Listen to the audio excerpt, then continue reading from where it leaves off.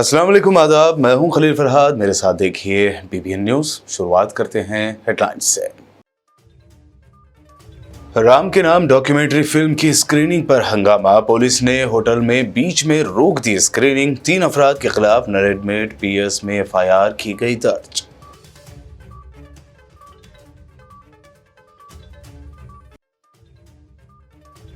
राम के नाम डॉक्यूमेंट्री की स्क्रीनिंग रोकने पर असदुद्दीन ओवैसी ने उठाए सवाल। कहा, इस डॉक्यूमेंट्री को अवार्ड देने वाली हुकूमत हिंद और फिल्म फेयर को भी भेज दिया जाए जेल।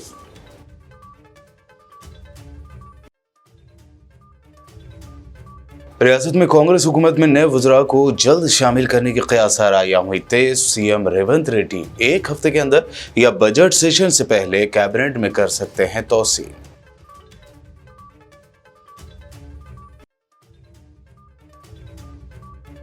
तेलंगाना असेंबली के अहाते में समाजी खिदमत गुजार ज्योतिराव फुले का नस्ब किया जाए मुजस्समा। बीआरएस एमएलसी के कविता की असेंबली स्पीकर गद्दम प्रसाद से अपील।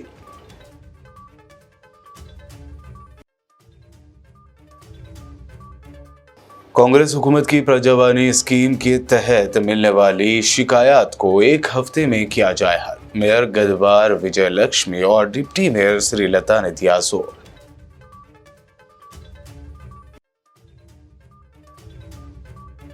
और दिलसुख नगर बस डिपो में खड़ी 3 आरटीसी बसों में लगी भयानक आग। वाकये से मची हलचल। आतिशबाजी के सबब 3 बस जलकर बुरी तरह हुए खाक। ये थी हेडलाइंस। अब बढ़ते हैं खबरों की तफसील की जानिब। अयोध्या में राम मंदिर के इनॉग्रेशन को लेकर हिंदुस्तान भर में हलचल है। इस दरमियान हैदराबाद के सराउंडिंग एरिया सैनिकपुरी में उस वक्त हंगामा खड़ा हुआ जब एक होटल में राम के नाम टाइटल वाली डॉक्यूमेंट्री फिल्म की स्क्रीनिंग को जबरदस्ती रोक दिया गया। इस फिल्म की स्क्रीनिंग करने के इल्जाम में रचाकोंडा पुलिस ने 3 अफराद के खिलाफ एफआईआर नरेडपेट पीएस में दर्ज की है। शिकायत करने वाले का इल्जाम है कि राम मंदिर के इनॉग्रेशन से पहले जानबूझकर कम्युनल टेंशन पैदा करने की गर्ज से ये डॉक्यूमेंट्री फिल्म की स्क्रीनिंग की जा रही थी। दूसरी जानिब इस डॉक्यूमेंट्री को जबरदस्ती रुकवाने वाली पुलिस का कहना है कि डॉक्यूमेंट्री की नुमाइश के लिए कोई परमिशन नहीं ली गई। आगे की तहकीकात की जा रही है। दूसरी जानिब ऑल इंडिया मजलिस इत्तेहादुल मुस्लिमीन के सदर असदुद्दीन ओवैसी ने इल्ज़ाम लगाया कि डॉक्यूमेंट्री की स्क्रीनिंग को दरमियान में ही रोक दिया गया और 3 लोगों को गिरफ्तार किया गया। असदुद्दीन ओवैसी ने एक्स पर अपने ऑफिशियल अकाउंट पर लिखा कि एक अवार्ड याफ्ता डॉक्यूमेंट्री की स्क्रीनिंग जुर्म कैसे है। अगर ऐसा है तो हुकूमत हिंद और फिल्म फेयर को भी डॉक्यूमेंट्री को अवार्ड देने पर जेल भेज दिया जाना चाहिए। उन्होंने मजीद लिखा कि बराह करम हमें बताएं कि क्या हमें फिल्म देखने से पहले पुलिस से प्री स्क्रीनिंग सर्टिफिकेट की जरूरत है।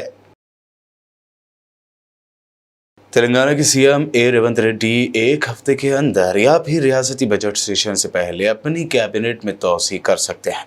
ऐसा मालूम होता है कि बरसर इख्तिदार कांग्रेस पार्टी लोकसभा इलेक्शन से पहले कैबिनेट को ज्यादा जामे बनाने के लिए जमीन तैयार कर रहे हैं। आम इंतखाबात करीब होने के वक्त में पार्टी कैबिनेट में कई कम्युनिटी के नुमाइंदों की कमी के लिए उसे तनकीद का सामना भी है। मिसाल के तौर पर मदिराज और यादव कम्युनिटी, बीसी कम्युनिटी बड़ी तादाद में है लेकिन कैबिनेट में उनकी नुमाइंदगी नहीं है। इसी तरह मौजूदा कैबिनेट में कोई मुस्लिम मिनिस्टर भी शामिल नहीं है।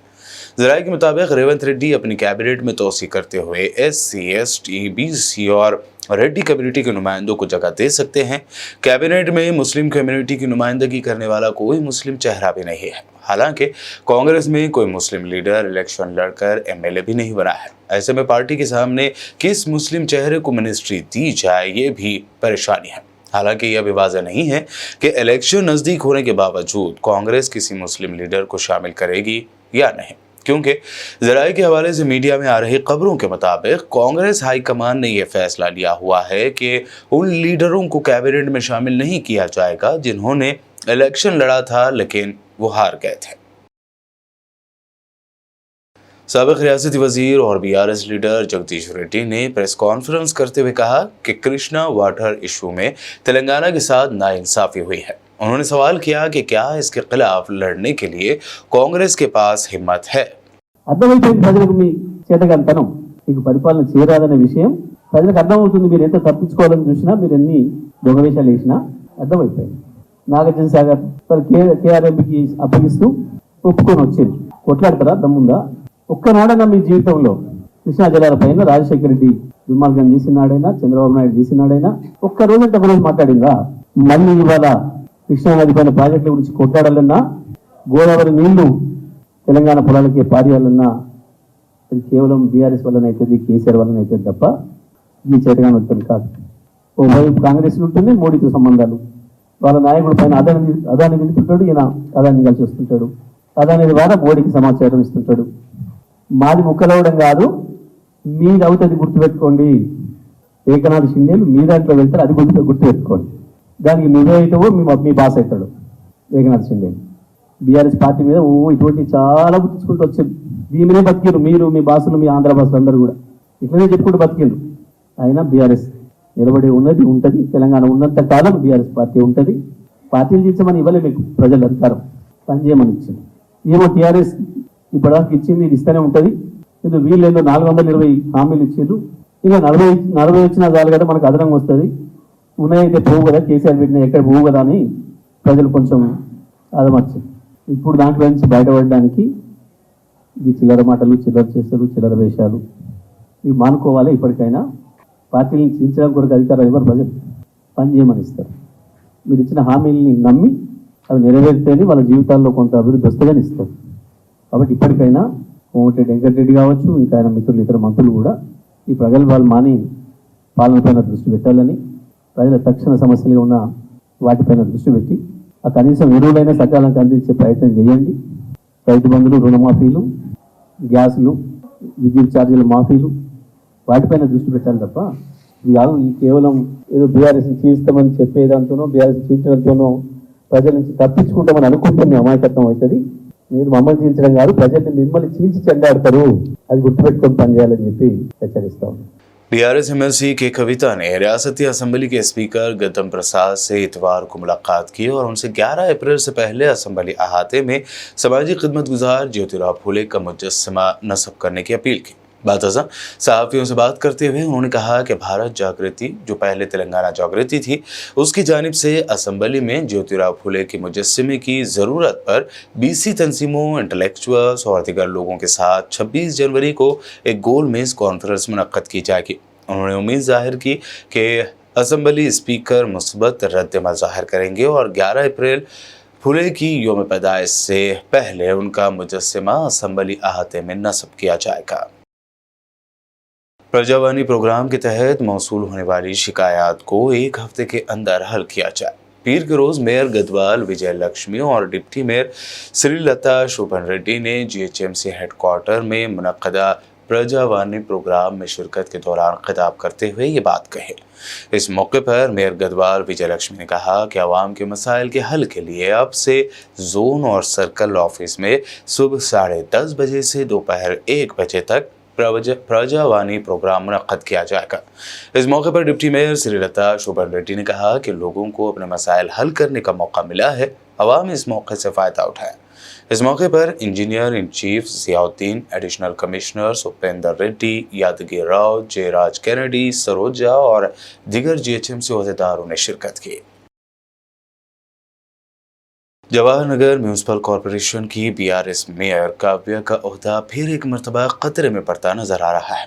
तफसीलात के मुताबिक बताया जाता है कि कारपोरेटर्स ने एक बार फिर जवाहर म्यूनसिपल कॉरपोरेशन में मेयर के ओहदे पर अदम एतमाद जाहिर करने के लिए कार्रवाई की तैयारी की है। कई कारपोरेटर इस बात से नाराज हैं कि मेयर का रवैया घमंडी है और उसमें कोई तब्दीली नहीं है, उन्हें फंड्स की तकसीम में अंदरूनी जंग लड़नी पड़ रही है। दूसरी जानिब मेयर काव्या कारपोरेटर्स को मनाने की कोशिशों में मसरूफ है ताकि अपना ओहदा बचा पाए। कारपोरेशन के तहत 28 डिवीज़न हैं, इसमें 20 कारपोरेटर मेयर के खिलाफ हैं, ऐसा माना जा रहा है।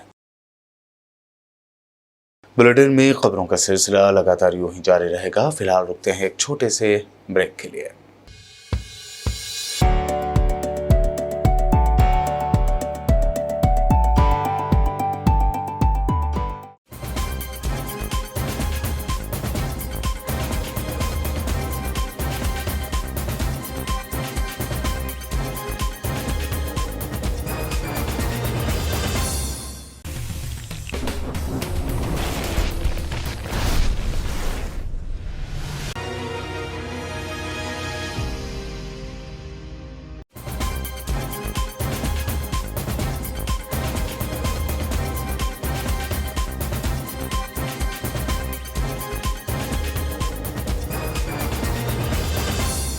ब्रेक के बाद आगे बढ़ते हैं और अब देखते हैं मस्जिद अहम खबरें। बहादुरपुर एमएलए मोहम्मद मुबीन ने किशनबाग डिवीजन के कोंडागुड़ा में पैदल दौरा किया। इस मौके पर उनके हमरा इलेक्ट्रिसिटी, वाटर वर्क्स व दीगर महकमों के अहदेदार मौजूद थे।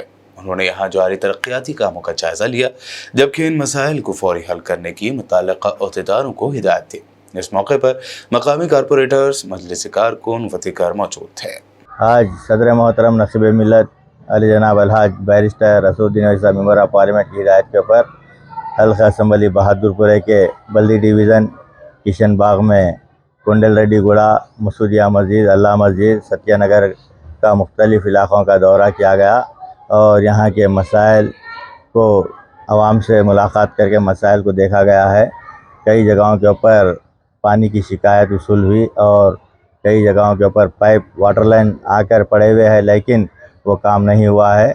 हम जीएम साहब से फौरी इस काम के ताल्लुक़ से बताए और इमीडिएट उन्होंने करवाने का वादा किया है और जहाँ जहाँ पर भी पोल्यूशन आ रहा है उसको इमीडिएट रेक्टिफाई करने का लिए भी अहकामात को दिए गए हैं। ख़ास तौर से कुंडल रेड्डी गुड़े के अंदर 2 मुकामात के ऊपर मिनहोल्स क्लॉप्स हो गए हैं। वो इमीडिएट आज की तारीख़ में उस मिनहोल को बनाने का जीएम साहब ने वादा किया और ख़ास तौर से हमारे जीएचएमसी के अहदेदारान भी यहाँ पर मौजूद है और वीडीसीसी रोड्स के भी एस्टीमेट 5 फेज़ के अंदर लिए गए और 5-6 के सैंक्शन होना है। हम डिप्टी साहब और हमारे ई साहब यहाँ पर मौजूद है, उनसे भी एस्टीमेट्स को निकालने के लिए कहा गया है। इमीडिएट उस कामों को भी लिए चेकअप किया जाएगा और यहाँ के जो भी मसाइल है हम आवाम से भी ख्वाहिश करते हैं कि मजलिस इत्तेहादुल मुस्लिमीन हर वक्त आपके मसाइल को हल करने के लिए दिन रात आपके महलों के अंदर हमारे इब्तिदाई मजलिस के सुदूर मुतमदीन हमारे कॉरपोरेटर्स आपके बीच में रहकर आपके मसाइल को हल करने की पूरी कोशिश कर रहे हैं।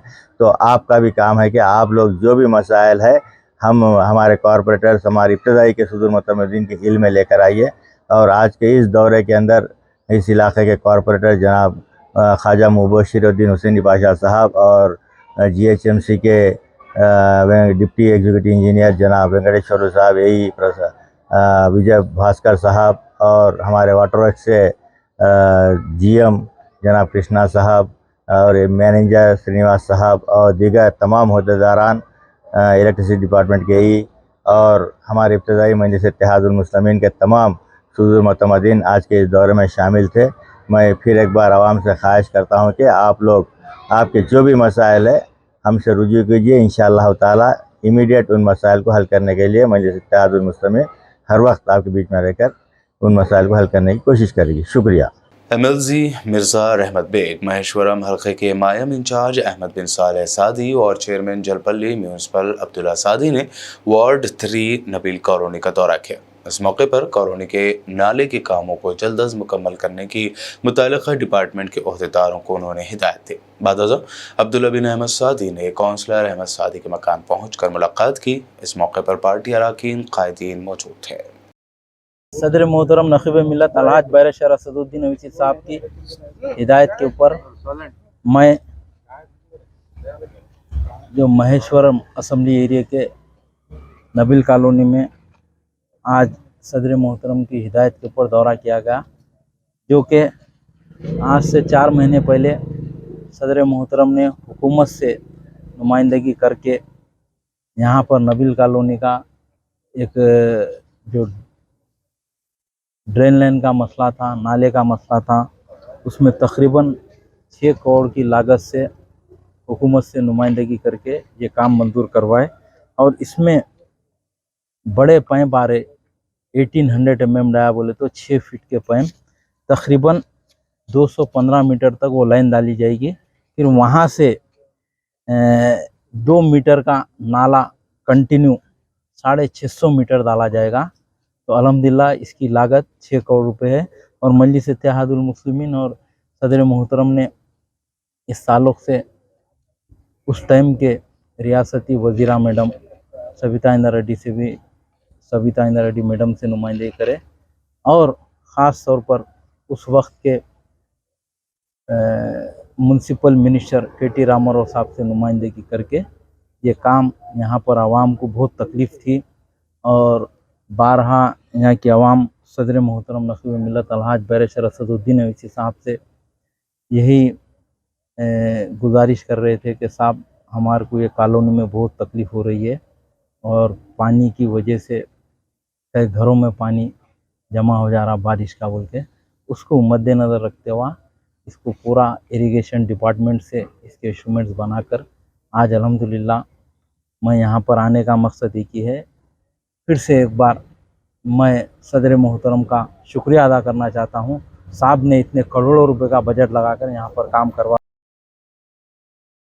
मल्लपल्ली कॉरपोरेटर जफर खान ने आज मल्लपल्ली डिवीज़न का दौरा करते हुए साफ सफाई के कामों, कचरे की निकासी व दीगर कामों का जायजा लिया। इस मौके पर उनके हमरा GHMC deputy commissioner Chandrashekhar, Ram की जोनल इंचार्ज रवि व दीगर मौजूद थे। तेलंगाना अक़लियती अक़ामती स्कूल टिमरीज़ में एडमिशन का आगाज़ हो चुका है। वरंगल गर्ल्स 2 प्रिंसिपल नीलिमा देवी और वरंगल बॉयज़ 1 प्रिंसिपल भिक्षापति ने मीडिया से बातचीत में कहा कि 5वीं जमात से इंटरमीडिएट तक एडमिशन्स का आगाज़ हो चुका है और इसके लिए दाखिले की तारीख 18 जनवरी से 26 फरवरी तक है। प्रिंसिपल्स ने तमाम वरंगल के वालिदैन से अपील की है कि वो अपने बच्चों को जल्द से जल्द तेलंगाना अक़लियती अक़ामती स्कूल में दाखिले करवाएं। This is Principal Girls 2, TMRS JC Varangal Girls 2, Neelima Devi Talla. We gathered, both the principals gathered to announce you our admissions, minority admissions drive started on 18th of January to February 6th for 24-25 academic year.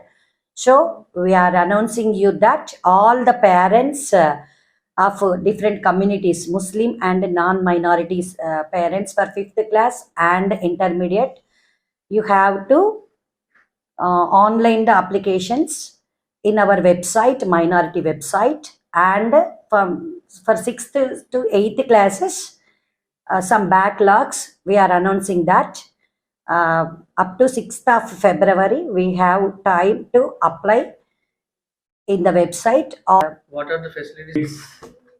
And we are providing the nutritious food daily, early morning, boost and next breakfast, daily one item, daily weekly once chicken, delicious food, and we have the great infrastructure in the Varangal Boys and other institutions with all the labs, science labs and robotic labs, and everything we have in the Varangal Girls 1, Girls 2 and Varangal Boys 1.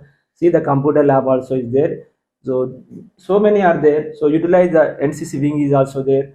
Next, we have the great sports academy in Estival Varangal, not only in Nesper Varangal, around in Timris, we have the only sports academy. Our students are excelling in ISL and other games competitions in national and international level. Proud to announce that one of our students is participating on behalf of the India coach India team in wrestling. So Khelo India. So we have the school for the all-round development. So utilize this opportunity and grow well in the community with the quality education providing by the Timiris.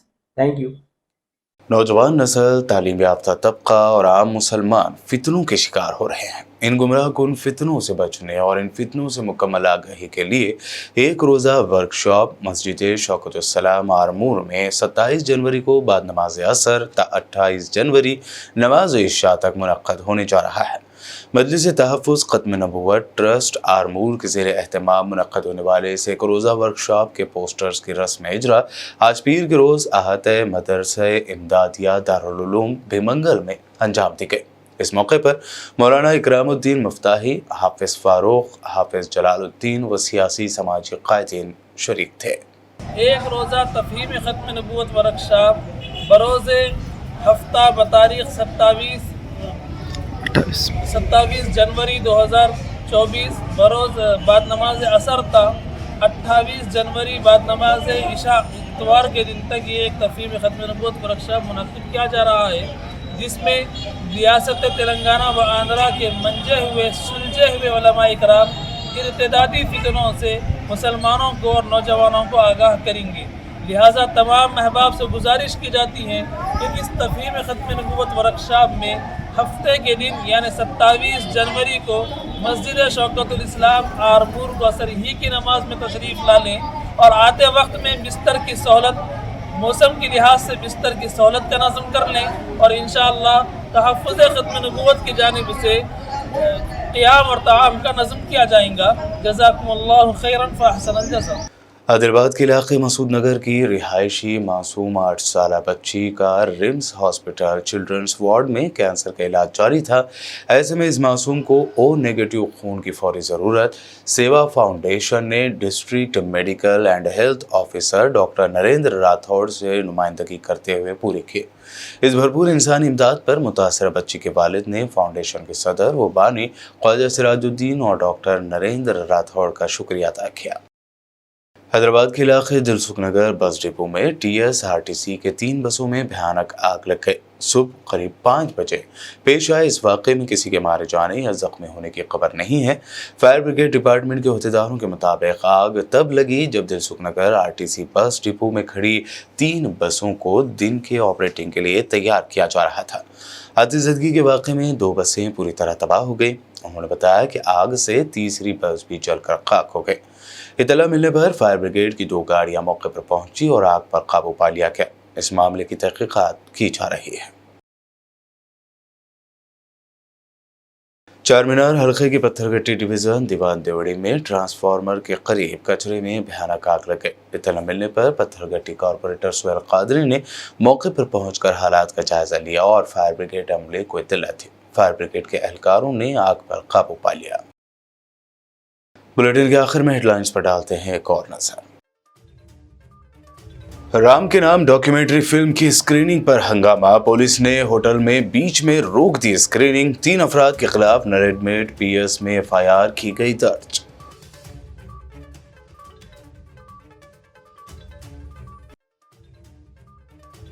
Ram के नाम documentary की screening रोकने पर असदुद्दीन ओवैसी ने उठाए सवाल। कहा, इस डॉक्यूमेंट्री को अवार्ड देने वाली हुकूमत हिंद और फिल्म फेयर को भी भेज दिया जाए जेल।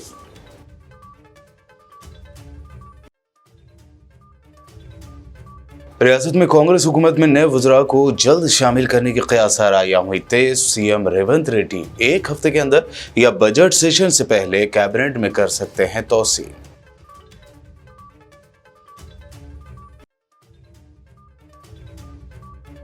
तेलंगाना असेंबली के अहाते में समाजी खिदमतगुजार ज्योतिराव फुले का नस्ब किया जाए मुजस्समा। BRS MLC के कविता की असेंबली स्पीकर गद्दम प्रसाद से अपील।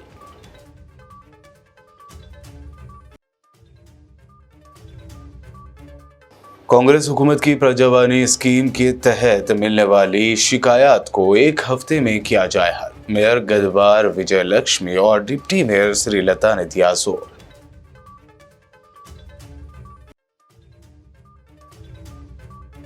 और दिलसुख नगर बस डिपो में खड़ी 3 RTC बसों में लगी भयानक आग। वाक़े से मची हलचल। आतिशबाजी के सबब 3 बस जलकर बुरी तरह हुए खाक।